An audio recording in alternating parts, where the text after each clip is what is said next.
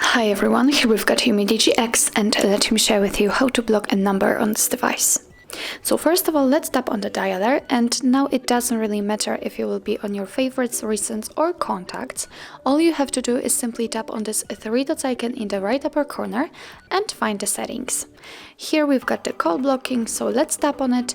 And now in order to add a number to the blacklist, because this is our blacklist which is right now obviously empty, all you have to do is simply tap on add a number, and now we can manually type the number we want to block. Tap on block. And as you can see, it immediately appears on our blacklist, so it means that from now on you won't receive any incoming calls or text messages from that number. You can unblock it just by tapping on this X button right next to it and tap on unblock. And as you can see, it also immediately disappears. So actually in this model, that's all. This is how to block a number in your UMIDIGI X. Thank you so much for watching. I hope that this video was helpful, and if it was, please hit the subscribe button and leave the thumbs up.